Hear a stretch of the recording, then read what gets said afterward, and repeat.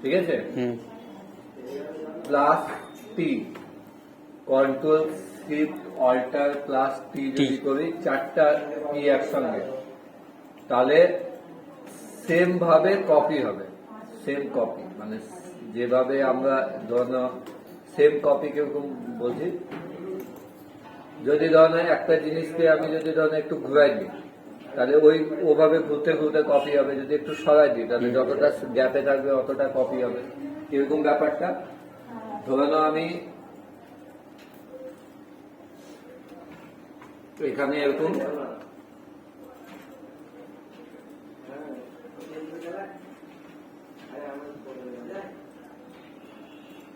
এখানে একটা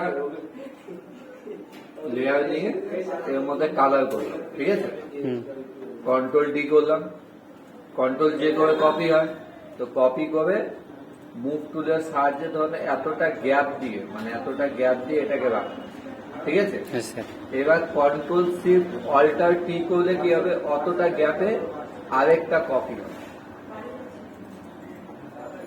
control shift alter, একটা খালি ভুল হলো এখানে, টানার আগে কন্ট্রোল টি করে টানতে হবে, বুঝতে, কন্ট্রোল টি করে তারপরে এটাকে টানতে হবে, নাহলে কপিটা হবে।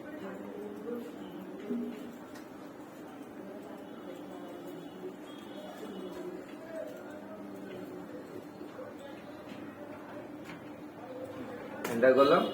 এবার দেখো এটাকে আমি যদি কন্ট্রোল শিফট অল্টার টি করি, এখন কন্ট্রোল শিফট অল্টার টি, তাহলে ওই এতটা গ্যাপে আমার পরপর এইভাবে একটা একটা করে কপি হতেই থাকবে,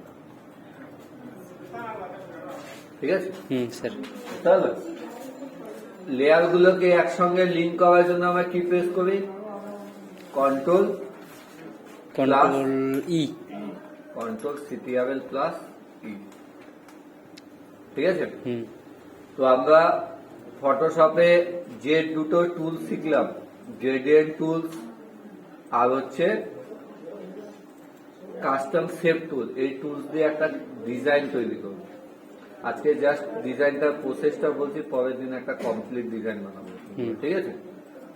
প্রথমে কাস্টম শেপ টুলে গেলাম, কাস্টম শেপ টুলে গেলে এখানে তুমি প্রথমে নিবা পাথ অপশন। পাথ কেন নিতে হয়, কারণ এটা নালে এটা নেওয়া থাকলে নিজে কালার হয়ে যাবে, তো এই জন্য আমরা এখানে পাথ নিই, ঠিক আছে। আর এটা পাথ এরিয়া প্লাস নিবা এটা, ঠিক আছে। নেওয়ার পর আমি ধরেন এখান থেকে একটা ইসে নিলাম, শেপ নিলাম, এরকম টাইপের শেপ নিলাম ধরো, আর এটাকে এরকম করে ধরে টেনে টানার পর এটা সিলেক্ট হবে কি দিয়ে, কন্ট্রোল এন্টার দিয়ে, কন্ট্রোল এন্টার। লেয়ার নিলাম, লেয়ার নিয়ে গ্রেডিয়েন্ট টুলস এর সাহায্যে এর মধ্যে একটা কালার দিয়ে দিলাম, কন্ট্রোল ডি দিয়ে সিলেক্টটাকে সরালাম, ঠিক আছে। কন্ট্রোল জে করে কপি করবো, কন্ট্রোল জি, কন্ট্রোল জে করার পর কি করতে হবে, কপি। তারপর কন্ট্রোল টি প্রেস করবো, ঠিক আছে। কন্ট্রোল টি প্রেস করার পর এখানে দুটো এইচ এর মাঝখানে এই যে অপশনটা আছে, এটা হচ্ছে রোটেট অপশন, রোটেট। এই রোটেটের এখানে দিবা 10 ডিগ্রি, কন্ট্রোল টি অবস্থায়। তারপর এই পয়েন্ট গুলো বাদ দিয়ে যে ফাঁকা স্পেসটা আছে, যে কোনো জায়গায় যে কোনো পয়েন্টে না, ফাঁকা স্পেসে ক্লিক করে চেপে এটাকে এরকম করে পাশে টেনে নিবে, ঠিক আছে। টেনে নিয়ে এটাকে এন্টার প্রেস করবে, হলো, এন্টার করে দিলাম। এবার কিবোর্ড থেকে কন্ট্রোল শিফট অল্টার টি টি করে এরকম করে প্রেস করবে,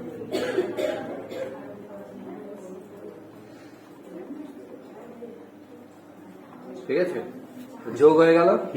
এবার এতগুলো আমার লেয়ার হয়েছে কপি করাতে, তো এটাকে আমরা কি করবো, এরকম লিঙ্ক দিয়ে সবগুলোর সামনে শুধু ব্যাকগ্রাউন্ডটাকে বাদ দিয়ে দিবা, এই লিঙ্ক ব্যাকগ্রাউন্ডটা বাদ দিয়ে কন্ট্রোল ই করে এক জায়গায় করবে, কন্ট্রোল ই। এবার তারপরে ছোট করার জন্য কন্ট্রোল টি করতে হবে, আর টি করে এটাকে ছোট করে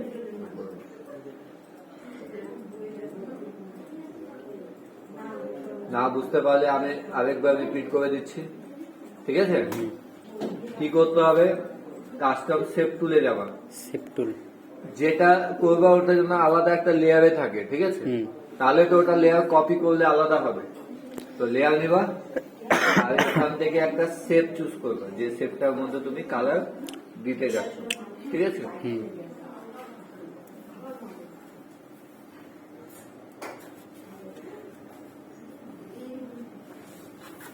কন্ট্রোল এন্টার করে সিলেক্ট, এটা হচ্ছে গ্রেডিয়েন্ট গ্রেডিয়েন্ট টুল।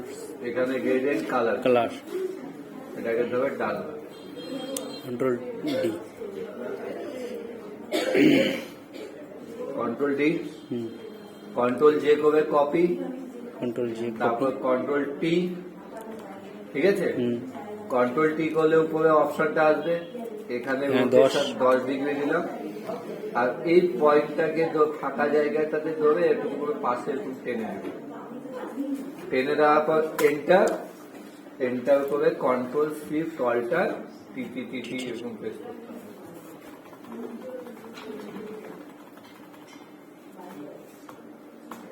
ঠিক আছে? এবার এটাকে এরকম করে সামনে লিঙ্ক চিহ্ন দিয়ে কন্ট্রোল ই দিয়ে যুক্ত করে দিতে হবে। এবার এটা এই দুটো বাদ যাবে, কন্ট্রোল ই। তারপর সাইজ করার জন্য কন্ট্রোল টি, এটাকে অ্যাডজাস্ট করে এখানে বসাতে হবে।